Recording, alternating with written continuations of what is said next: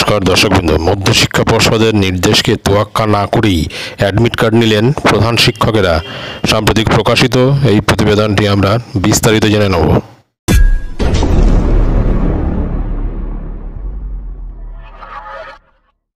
পর্ষদের নির্দেশকে এবার বুড়ো আঙুল। রাজ্যের বিভিন্ন স্কুলের প্রধান শিক্ষকদের বেশিরভাগ স্কুলই মধ্যশিক্ষা পর্ষদের নির্দেশকে অমান্য করে মুচলেখা না দিয়েই বিভিন্ন সেন্টার থেকে অ্যাডমিট কার্ড গ্রহণ করল। মধ্যশিক্ষা পর্ষদ গত বছর 29শে ডিসেম্বর এবং চলতি মাসের 20শে জানুয়ারি বিজ্ঞপ্তি দিয়ে জানায় যে সমস্ত স্কুলের প্রধান শিক্ষককে মাধ্যমিকের অ্যাডমিট কার্ড নেওয়ার সময় মুচলেখা দিতে হবে 10 টাকার নন জুডিশিয়াল স্ট্যাম্প পেপারে। পর্ষদের এই নির্দেশের পরেই প্রধান শিক্ষক মহলে ক্ষোভ দেখা গিয়েছিল। এবার অ্যাডমিট কার্ড বিতরণের সময় মুচলেখা না দিয়েই মাধ্যমিক পরীক্ষার্থীদের অ্যাডমিট কার্ড গ্রহণ করল রাজ্যের বেশিরভাগ school. Advance society for headmasters and হেডমিস্ট্রেসের রাজ্য সম্পাদক চন্দন মাইতি বলেন, মধ্যশিক্ষা পর্ষদ অভিভাবক এবং পরীক্ষার্থীদের মধ্যে অকারণ বিভ্রান্তি তৈরির চেষ্টা করেছিল। 2023 সালের নবম শ্রেণীর রেজিস্ট্রেশনের সঙ্গে এবছর মাধ্যমিক পরীক্ষার্থীদের কোনো সম্পর্ক নেই।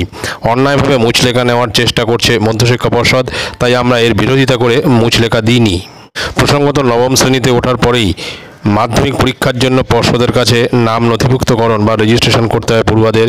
এই রেজিস্ট্রেশন প্রক্রিয়া সম্পন্ন করার দায়িত্ব সংশ্লিষ্ট স্কুলের। বিগত বছরে দেখা গেছে নবম শ্রেণী থেকে দশম শ্রেণীতে উত্তীর্ণ হওয়ার পরেও বেশ কিছু পড়ুয়াদের রেজিস্ট্রেশন হয়নি। এমনকি মাধ্যমিক পরীক্ষার কদিন আগে পর্যন্ত রেজিস্ট্রেশনের প্রক্রিয়া সম্পন্ন হয়নি বেশ কিছু স্কুলে, আবার অনেক পড়ুয়ার, যার ফলে বারবার জটিলতার সম্মুখীন হতে হয়েছে স্কুল এবং পর্ষদকে। এর ফলে বেশ কিছু মামলা আদালত অবধিও গড়িয়েছে। মধ্যশিক্ষা পর্ষদের সভাপতি রামানুজ গঙ্গোপাধ্যায় বলেন, এখন যাতে সমস্ত মাধ্যমিক পরীক্ষার্থীরা দ্রুত তাদের অ্যাডমিট কার্ড হাতে পায়, আমরা সেদিকটায় বেশি গুরুত্ব দিচ্ছি।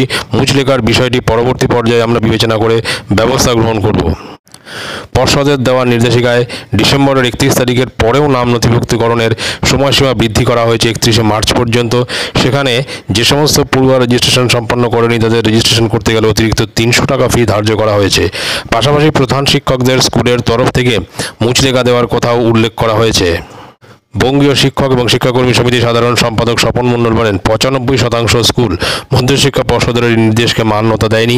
তারা প্রতিবাদ জানিয়ে মুচলেখা ছাড়াই অ্যাডমিট কার্ড গ্রহণ করেছে। যে নির্দেশিকা দেওয়া হয়েছিল তা শিক্ষা প্রতিষ্ঠানের ক্ষেত্রে অত্যন্ত অপমানজনক। শিক্ষা প্রতিষ্ঠানগুলি এই প্রতিবাদ করায় আমরা শিক্ষক হিসেবে গর্বিত। পর্ষদের দেওয়া বিজ্ঞপ্তিতে পরিষ্কার করে উল্লেখ করা হয়েছে, মাধ্যমিক পরীক্ষার্থীদের অ্যাডমিট কার্ড নিতে যাওয়ার সময় স্কুলের প্রধান শিক্ষককে নন জুডিশিয়াল স্ট্যাম্প পেপারে মুচলেখা দিতে হবে।